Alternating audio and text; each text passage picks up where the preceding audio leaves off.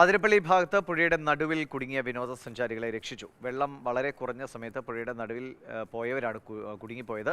പെരിങ്ങൽകുത്ത് ഡാമിൽ നിന്ന് വൈദ്യുതി ഉൽപ്പാദനം കഴിഞ്ഞ് കൂടുതൽ ജലം ഒഴുകി വന്നതോടെ നദിയിൽ പെട്ടെന്ന് ജലനിരപ്പ് ഉയരുകയും വിനോദസഞ്ചാരികൾ അവിടെ പെട്ടുപോവുകയുമായിരുന്നു. അതിരപ്പള്ളിയിൽ കഴിഞ്ഞ ദിവസത്തെ ദൃശ്യങ്ങൾ നമ്മൾ വാർത്തയായി നൽകിയതാണ്. അതായത് അതിരപ്പള്ളി വെള്ളച്ചാട്ടം വളരെ മെലിഞ്ഞുണങ്ങിയ രീതിക്ക് ഒഴുകുന്നത്. ചാലക്കുടി പുഴയിൽ തീരെ നീരൊഴുക്ക് കുറഞ്ഞതിനാലാണ് അങ്ങനെ ഒരു ദൃശ്യം അന്നുണ്ടായത്. പക്ഷേ ഇന്ന് രാവിലെ പെട്ടെന്ന് സ്ഥിതിഗതികൾ നേരെ തിരിയുകയായിരുന്നു. അതായത് ചാലക്കുടി പുഴയിലെ ജലനിരപ്പ് ക്രമാതീതമായി ഉയർന്നു. ഈ സമയത്ത് അവിടെ കുറേ വിനോദസഞ്ചാരികൾ ആന്ധ്രാപ്രദേശിൽ നിന്നും തമിഴ്നാട്ടിൽ നിന്നുമുള്ളവരായിരുന്നു. അവർ ഈ പുഴയുടെ നടുഭാഗത്തൊക്കെ തന്നെ പാറയ്ക്ക് മുകളിലൂടെ നടന്നുപോയി അവിടെ ഇരിക്കുന്നതും അതുപോലെ തന്നെ പുഴയിൽ കളിക്കുന്നതുമൊക്കെ തന്നെ ഉണ്ടായിരുന്നു. ആ ഒരു സമയത്താണ് പിന്നീട് വെള്ളം പെട്ടെന്ന് ഉയർന്നത്. അതായത് പെരിങ്ങൽകുത്ത് ഡാമിൽ നിന്ന് വൈദ്യുത ഉൽപ്പാദനം വലിയ തോതിൽ വർദ്ധിപ്പിച്ചു.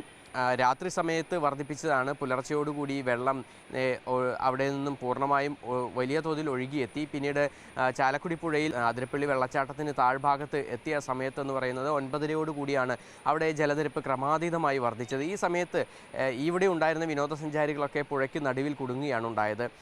അവർക്ക് രണ്ട് കരകളിലേക്കും നടക്കാൻ കഴിയാത്ത വിധം അവിടെ അങ്ങനെ വെള്ളം ഉയരുകയാണ് ഉണ്ടായത്.